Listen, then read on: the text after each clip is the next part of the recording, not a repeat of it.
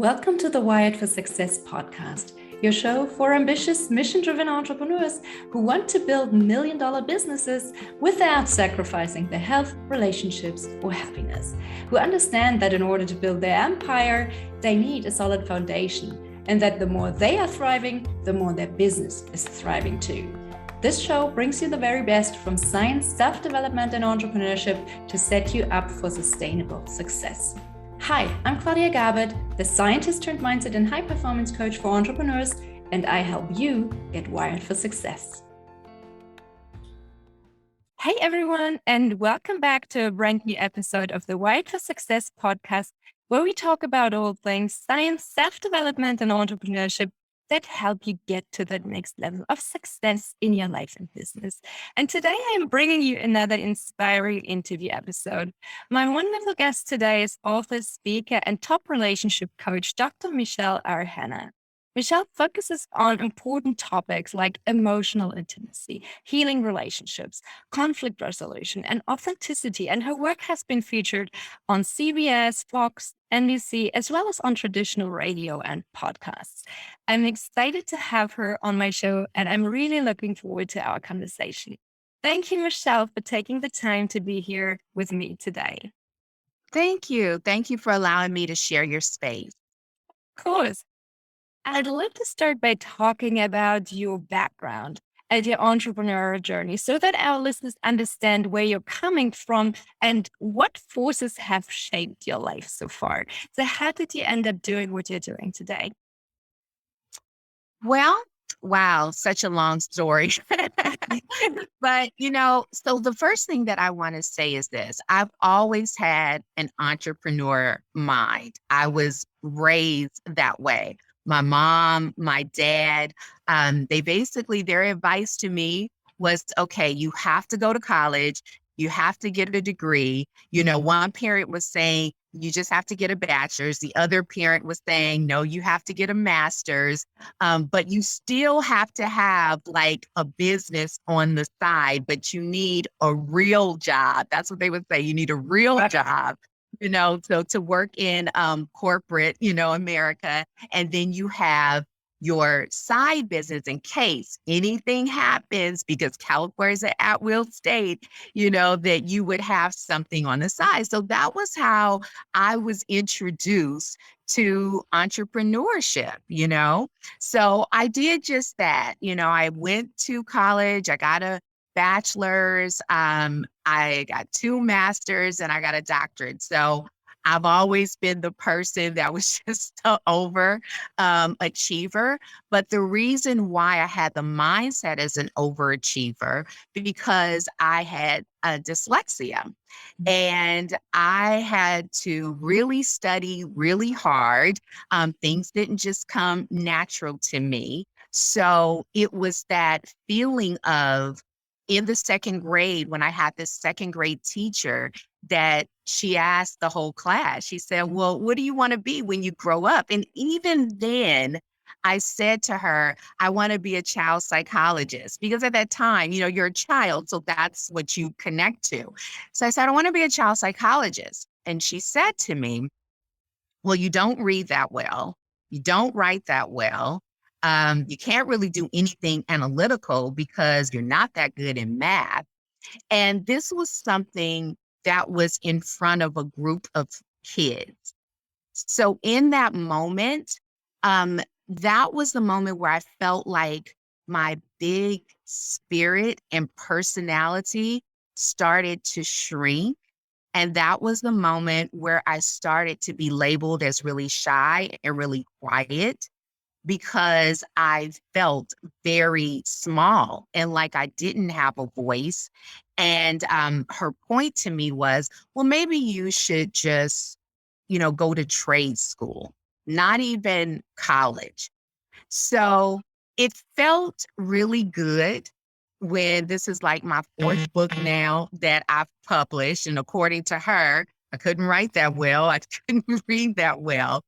And then I got a MBA degree, which is very analytical, and you have to be objective and methodical and all of those things.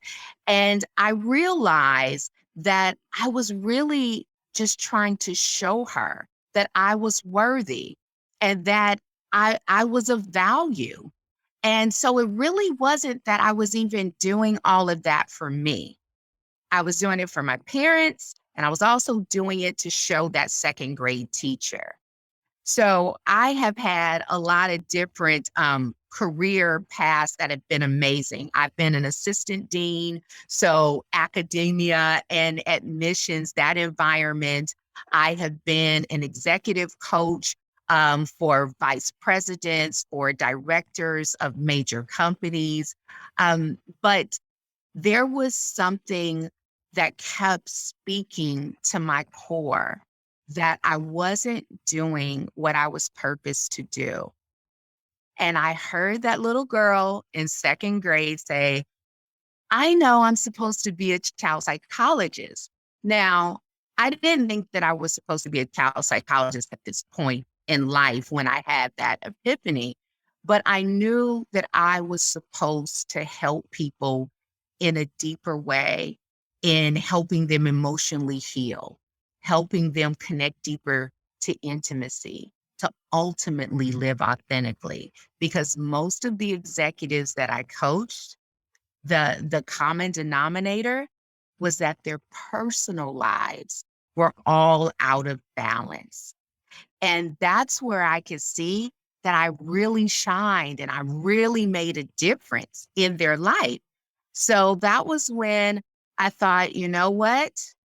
Nope, no part-time business on the side. I'm about to bet on me. I'm going to invest everything in what I feel that I was born to do. And that's how I became um, a relationship coach, personal and business. So I help singles and couples emotionally heal, connect deeper to intimacy, and live authentically. In regards to small businesses, I help them to be able to emotionally connect to their businesses, to be intimate with their businesses, to be intimate with their customers, and not to be afraid to be vulnerable. Because our greatest leaders, they show us their woundedness. They're not afraid to ask questions. And most of all, we have to take care of self first before we show up for anybody else. The success will come, but you got to take care of self first. Oh, that's so true. And this story resonates so much with me because I think so many people right now have this wound, this emotional wound of feeling that they're not good enough. And that can create so many self sabotaging patterns. And it's something that I try to overcome in my work with my clients as well. So, what would you say are maybe the 1 to 3 most important relationships you have had in your life, and how have they influenced who you have become? So I have this thing where I say, you need your top five. So, one, you need someone in your life, or two, one or two people that are way smarter than you.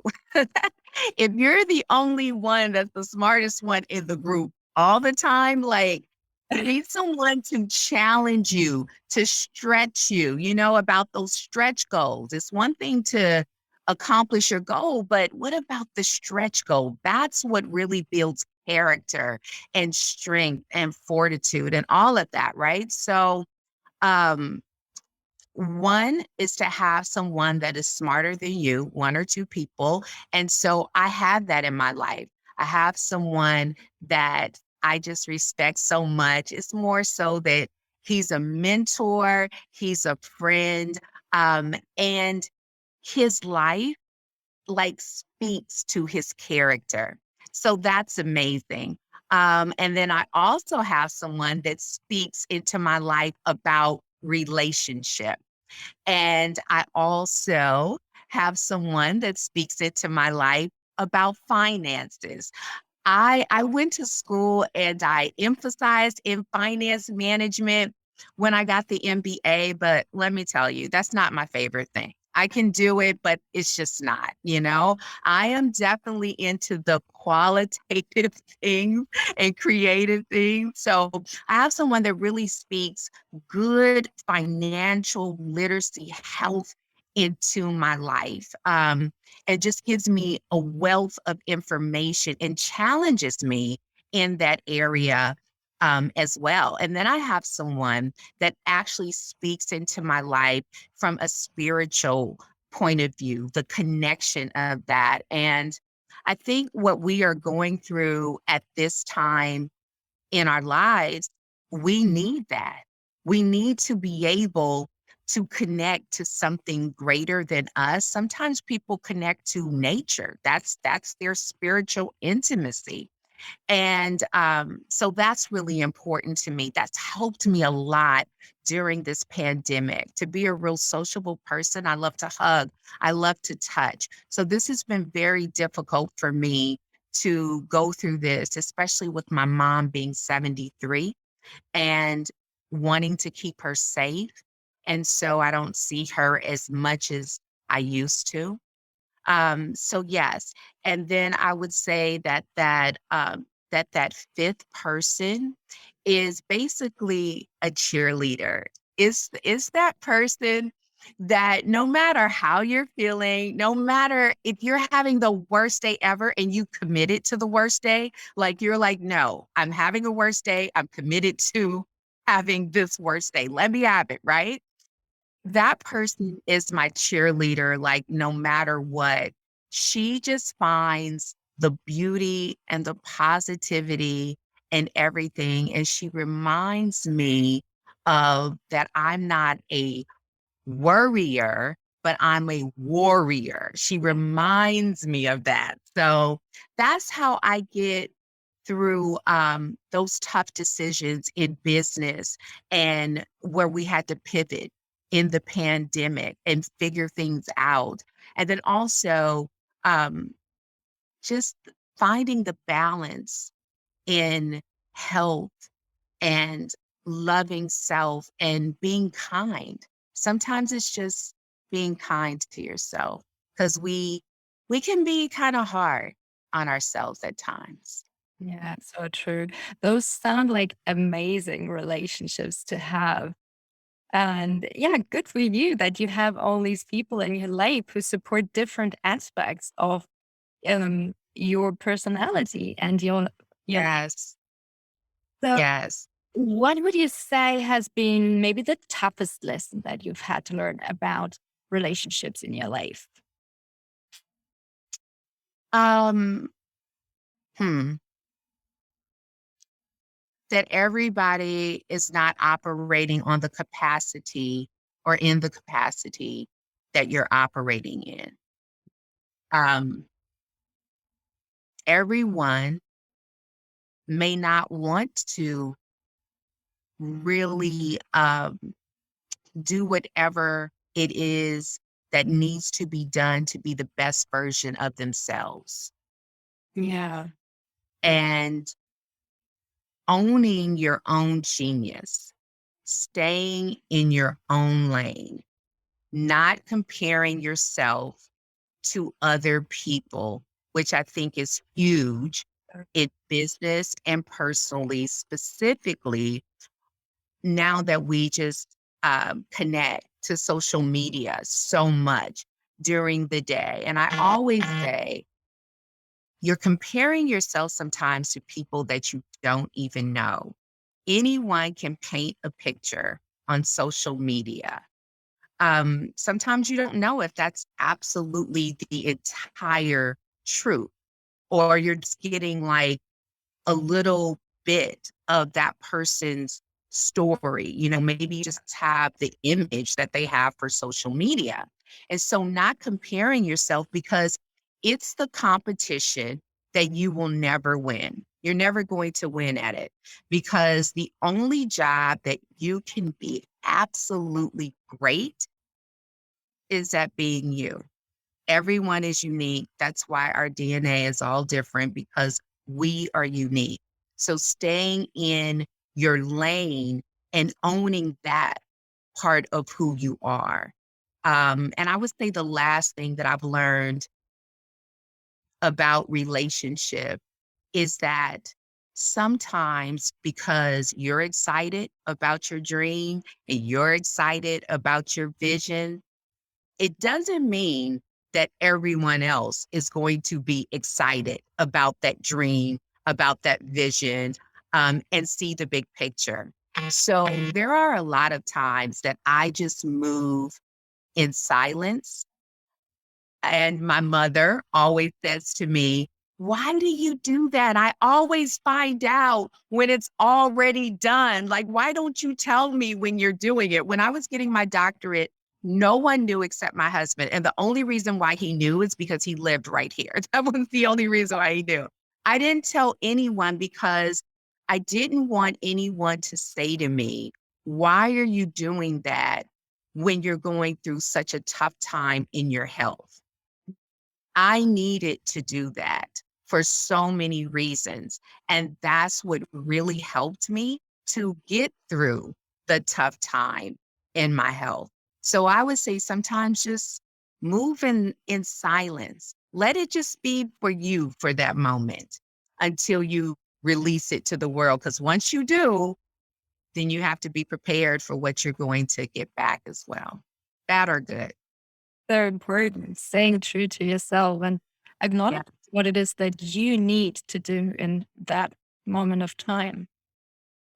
One of the toughest lessons that I've learned about relationships over the years is that I cannot expect others to change while I remain the same.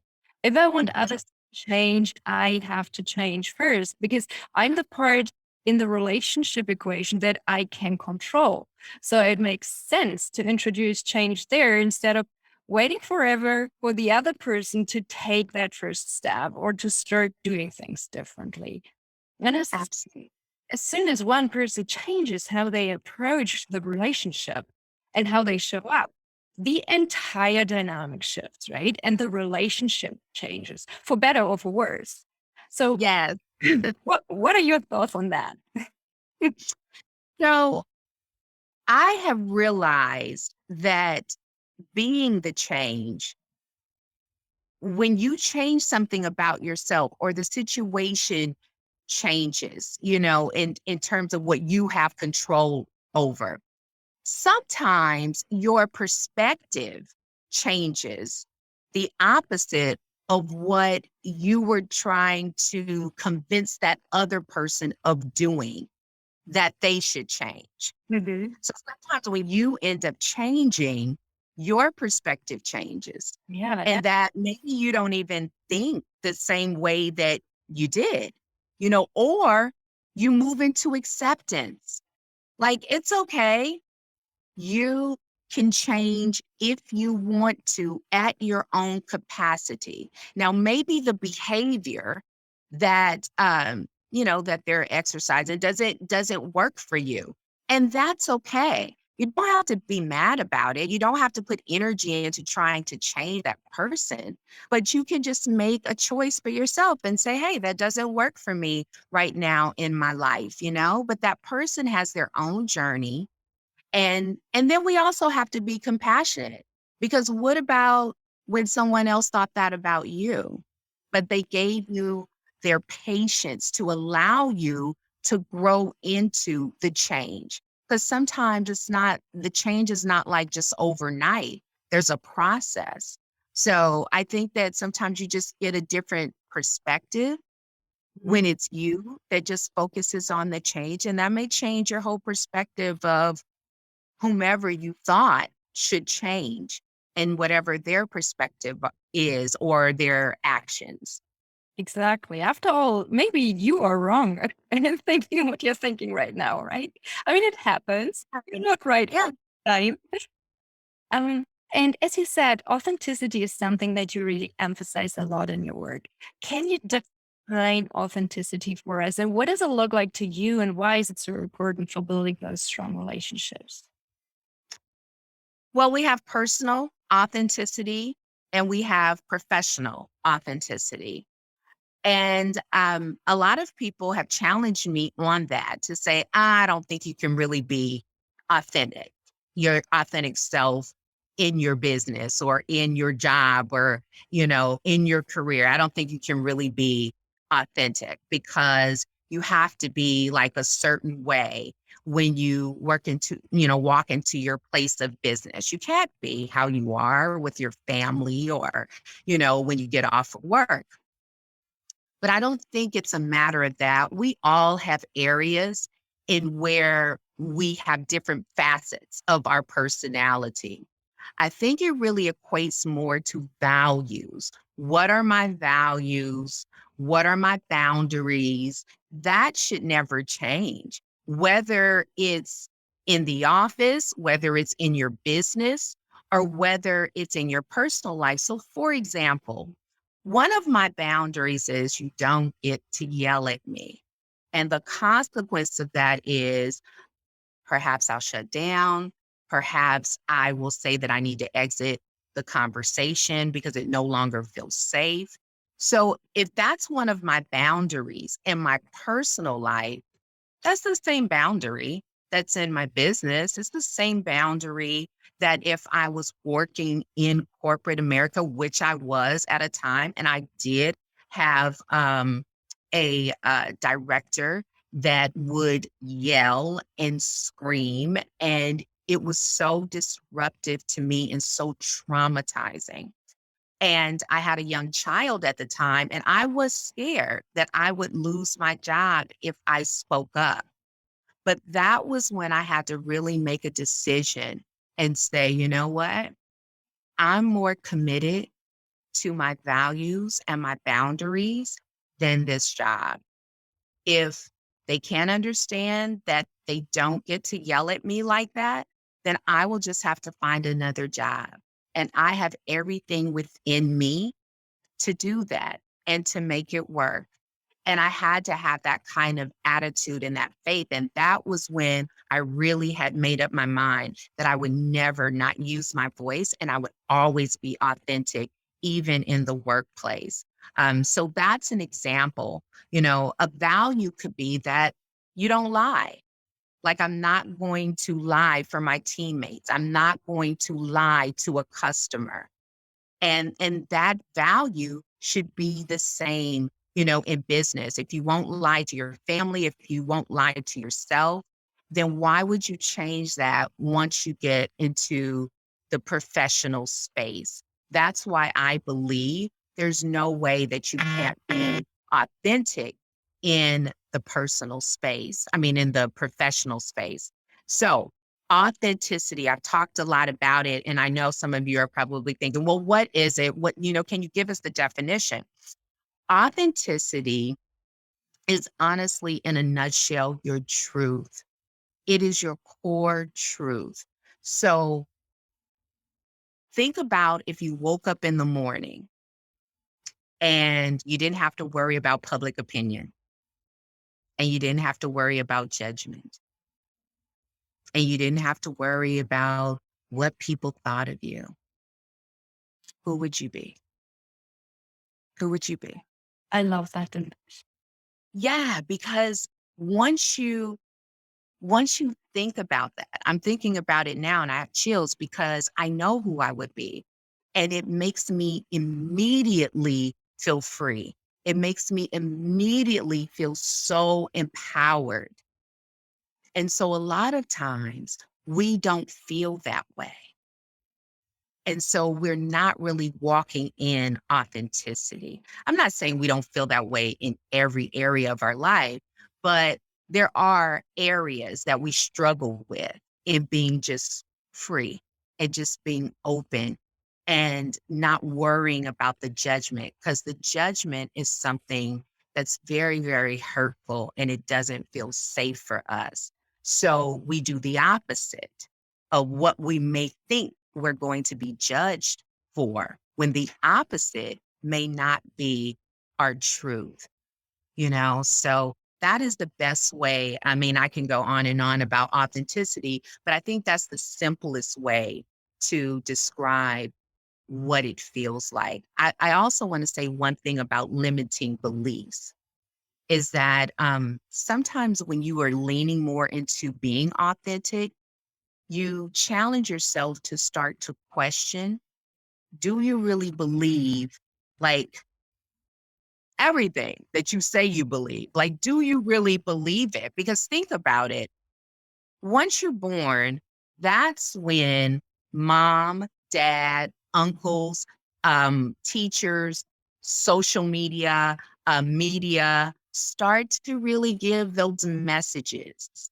And so I think we're the most authentic when we're born because we don't have all of that stuff. So it's almost like we have to reprogram ourselves and say, like, do I really believe that? Or is that my mom talking? Do I really believe that? Or is that my second grade teacher talking? You know, tell you something funny. My mom is allergic to a lot of things. So she said that I was allergic to a lot of things. So she would say, oh, you're allergic to this because she was allergic to it. And then once I became an adult, it was almost like I was like, I want to try this just to see what happens, you know? And half of the things that she said I was allergic to, I'm not. Wow. And I actually enjoyed them. But she just kind of, you know, I don't know what it was, but it was like, well, I'm allergic to dairy, so you're allergic to dairy, you know? So I don't know what that was about. I guess I'll have to have a conversation with her, but I'm glad that I had the courage to start testing these things out. And then it just kind of led me on a road where a lot of the things that I thought were my thoughts weren't really my thoughts. I So I think that connects also to authenticity.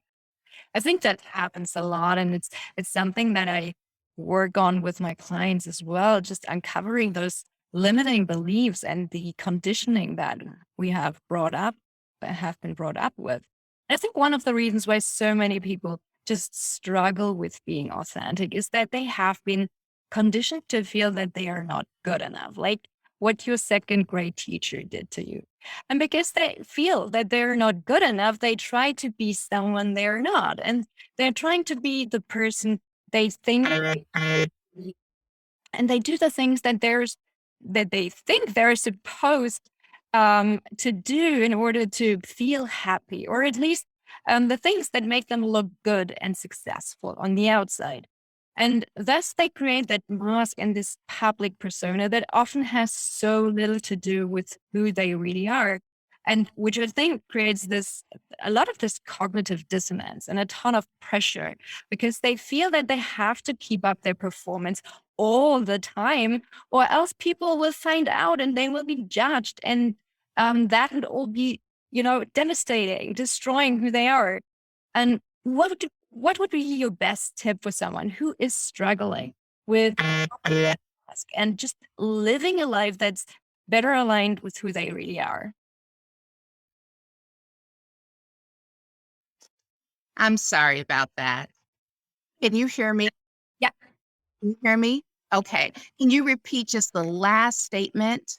sure. What would be your best tip for someone who is struggling with being authentic and to help them drop that mask and live a life that's better aligned with who they really are? I would say the first thing is to tell yourself that it's okay that you are struggling with being authentic because we all struggle with being authentic. The second thing that I would tell them to do, honestly, is to ask themselves that question, or those questions that I asked in the beginning, like, if you weren't going to be judged, um, if you didn't have to deal with public opinion, and it didn't matter what people thought about you, who would you be? Because I think once you connect to that little glimpse of freedom, I think that that will give you so much joy that you will want to lean in even the more. So that's two things that I would say first to maybe just start off with that. The third thing is, and this is not easy, this is work that's going to be for the rest of your life. It is to start questioning your beliefs, because you actually start getting more and more connected to who you really are at this point in life. And once you start having those wonderful moments where you're like, oh my gosh, I do believe that. That's what I connect to. That's my thought. You will feel so good. I will also say that as you evolve, authenticity evolves too. So you're not, just because you feel like, oh my gosh, I'm really authentic right now. Give it 90 days. Give it 6 months. And as long as you're committed to evolving, you'll look back at that and say, wow, I really thought that I was moving in authenticity then, but now I really feel like I'm moving in authenticity. And it wasn't that you weren't moving in authenticity back then. It was just that that's where you were at that time. Um, I would also say is that having the courage and patience to accept the lies that we have told ourselves and that other people have told us as well, to accept those lies as lies, and to understand that we participated and condoned those lies, and then move on to accepting the truth and stand in those truths. So powerful. I'd like to talk about an interesting research finding. Studies have shown emotional intelligence, not general IQ, is the strongest predictor of performance in all types of jobs. So while IQ is a relatively fixed trait, the personal and social competences that make up our emotional intelligence can be practiced and developed with over time. So in a study, researchers found that 90% of top performers also ranked really high in emotional intelligence. And the fun fact is they discovered that for every point increase in emotional intelligence, that added $1,000 to an annual salary across all industry, all levels, and all around the world.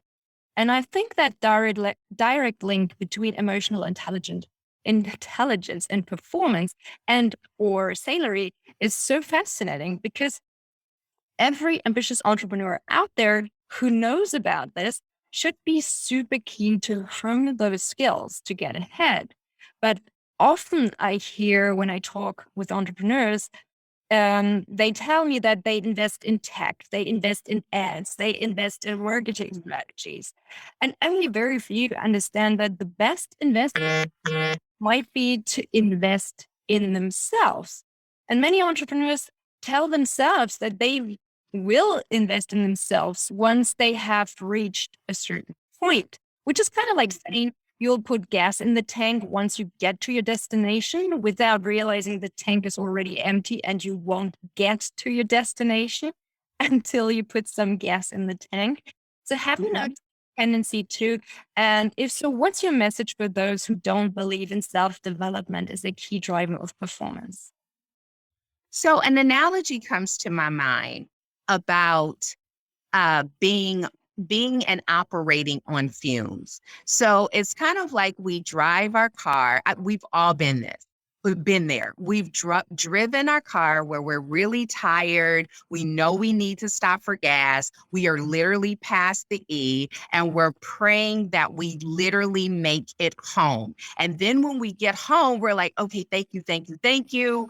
Please let me make it to the gas station in the morning. And then we vow that we will never do that again, right? If we just make it home safely, because we know that we should just stop, or we should have even let it get to a past, even half empty, if we're that kind of person where we just hate pumping gas, right? So if you begin to do that over and over again, your car is not going to operate properly, right? Because you're always on fumes. We do the same thing in our own personal life. we're operating on fumes. And so we will give to everyone else. We will pour into everyone else's organization and business. But when it comes to us, we will allow ourselves just to operate on fumes, to make decisions from fumes. And we expect that we're going to still get that optimum health out of us when we are operating on fumes. So I would say is that first, fill yourself up. When you see that you're half empty, fill yourself up, because when you fill yourself up, you're going to make better decisions. Better decisions saying, well, listen, if I would invest in you and invest in your vision and invest in your ideas, why would I not do the same thing for me? How about I take those resources, invest in myself, in whatever the capacity is, right? And then let's see what happens. Because when you invest in yourself, I just feel like when you're an entrepreneur, there's no path to that. It depends on you. The ball is really in your court. When you do work for someone, they can tell you, well, you can only make this amount of money. It doesn't matter how hard you work, how many um, awards that you win. You can only do this, so it's limiting. So when we invest in ourselves, there's no limit on that.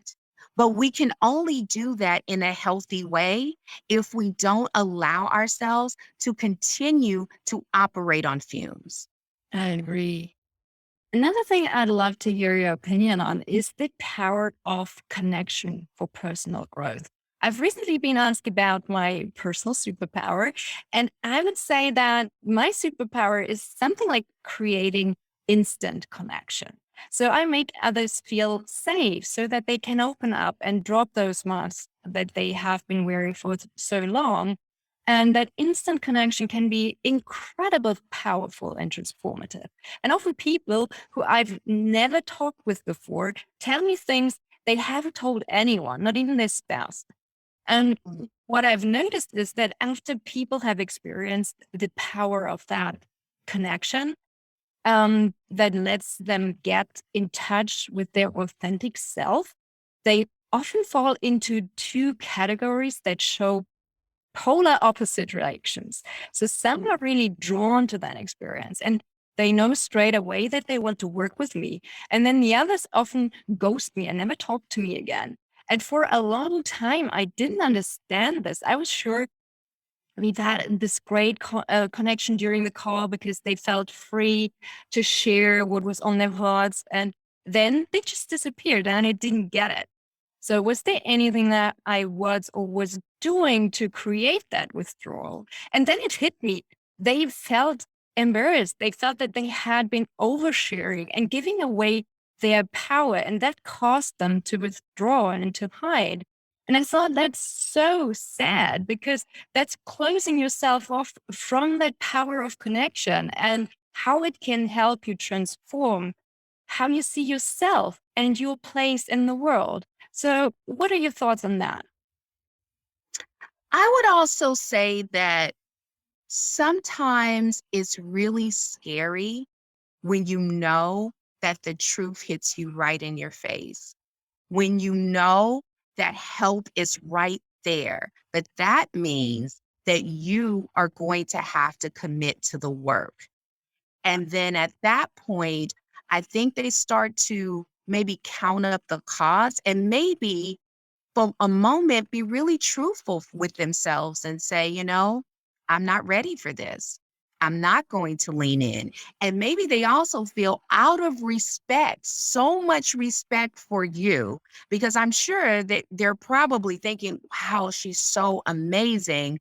I don't want to waste her time because I know that I'm just not ready to really lean in that way because maybe I'm scared of that, or maybe I just don't have the focus right now to lean into that. I thought I wanted to, but now when I got on this call, wow, this is the real deal. This is it. Like, this is the moment that I make the choice to say yes to me, and they wind up saying no to them at that moment in life. So I think also maybe that may be it too. I also feel that I'm at a point in life that I only want clients that are absolutely connected Exactly. to me in this moment in time, you know? Whoever is not connected to where I am right now, what I have to offer, what I have to give, then it's okay. I'm not mad about it. I don't want to force anyone to do something that they're not ready to do because that never works. So I'm okay with connecting to clients that really are supposed to be connected to me. Like we are meant for each other in this moment in time. And so therefore, I am going to be intimate with you. I will lean in and you will then lean into me. And then we will really do some amazing things. So I also believe that um, it's a gift to be connected, to whom you should be connected to at that time. And the ones that you're not supposed to be connected to, you know what? You may connect to them in another year, another 2 years, or maybe they'll never be ready to connect with you. But maybe a couple of years down the road, maybe they're ready to connect to someone else that is a better fit for them at that point, in life. And that's what how I really just have peace in business at this point. Sometimes when you give or at least I do. I give, free consultations just to see if we're a fit in the beginning. And I used to sometimes look at that and say, wow, I have given 5 consultations today, all of them free, and all of them weren't a connect Mhm. to to me, to my business. And I used to feel like, wow, I've wasted a lot of time. I could have been doing this or I could have been doing that.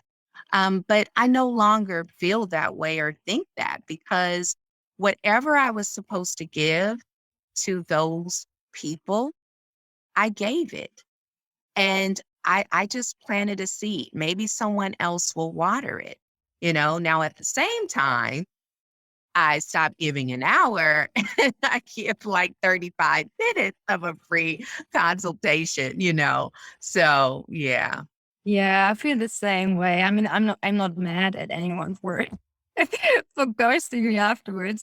It was just something that made me think about what I was doing and also finding that maybe that limiting belief um around the work that you do and that other people's reactions and other people's decisions have more to do with themselves or say more about themselves than they say about what it is that you do. It's really it's not our job to convince anyone, right? Uh, No, no. We just show up, we do what we do, and who wants in can get in, and who doesn't can do whatever they want to do. So, Absolutely. And it doesn't feel like salesy, it's like when I was in corporate, it was that way. It was like do whatever, say whatever, so that you can get, this person on board or this account on board. And that never set right with me. And I didn't know at that time why it didn't, because I was like in my late 20s, but that never set right with me. I'm thinking, when people try to sell me on something, and I just want it to happen organically. Like, let's just have an organic conversation. It's uncomfortable when you feel like someone's trying to sell you from the moment that you get on the phone with them or you have a meeting with them. It doesn't feel authentic. It feels like you're being somewhat manipulated into doing something that maybe you may not want to do in that moment. Maybe you want to have a couple of days to think about it and do more research. It reminds me of when I was buying a car on my own, not the car my parents bought for me, but a car on my own. And I remember going in there feeling like I was being held hostage. Like I was not going to get out of there if I did not buy a car. And I felt so much under pressure. I wasn't ready. I wanted to continue to shop around. But once you're in an office, and there's like the finance guy, there's the sales guy that's in front of you, here's the guy that works in the service department, and you're like this young 20-something year old, woman, you just feel intimidated. And I remember buying the car, making decision and feeling horrible, like right after I drove it off the lot. And that's just the perfect example of if they would have just been a little less salesy and feeling like they were manipulating and pressuring me to make this decision, I would have felt a lot better about whatever decision that I ended up making. So, Yeah, I totally agree. Now, before we go, is there anything else that you would like to share with our listeners today? health is so important. It's such a gift. We don't know it's a gift until it's tested. And once it's tested, you really realize that you could have all the money in the world, but if you don't have your health, then it really doesn't mean anything. If you don't use your voice, then really what mark are you leaving on this world? And lastly, I would like to say that I hear a lot of conversations all the time about generational wealth. And of course, they're speaking about, quantitative generational wealth when it comes to investments, when it comes to money, when it comes to tangible things. But I would like to challenge your audience to think about what about generational emotional wealth? What if we were able to so emotionally healthy and we pour that into our children, into our family, and it's so rich that they then pour that into their children and their children pours it into their children. We would really create so many emotionally healthy people that were connected to our legacy, that even if they didn't have all the money in the world, they would have the emotional healthiness that they could make some amazing decisions. They could really make a difference in the world and in the lives of others. And we wouldn't be so desensitized from what's going on in the world, that we would have empathy and we would have compassion, and we would get back to what I thought humanity is all about. That is such a beautiful vision. Thank you so much for sharing. Thank you. And last but not least, where can our listeners find you online if they would like to learn more about you and your work? So you can find me at michellerhanna.com. And you can also find me at the selfvows.com. That was my latest book, The Self Vows. And it is all about self-care, self-love in every area of your life. It's literally 7 vows that will change your life. So you can find me there as well. It's everything about the self vows. We have a wonderful retreat. That's amazing. So if you're interested in retreating and being spoiled and pampered and all of that, please check that out. Or you could go to IG at Michelle_R_Hanna or at the Self Vows Retreat. Perfect. Thank you so much, Michelle, for sharing all those valuable tips and stories and insights. I really appreciate it. It Thank you. I appreciate it. was so much fun talking with you today. Yes, thank you. It was a great way to start my morning. So take care and talk to you soon. Bye. Yes, you too. Bye. Thank you so much for listening to the Wired for Success podcast. I hope you've enjoyed this episode. If you did, please take a sec to rate and review my show or share it with a friend. That way you can support the show and help me reach and support other entrepreneurs like yourself as well. If you would like my help to figure out how you can go from overwhelmed and overworked hustler to empowered and confident leader, check out my website at www.wiredforsuccess.solutions and book a free 20-minute strategy session with me. Can't wait to help you get wired for success. Until next time, take care. Bye.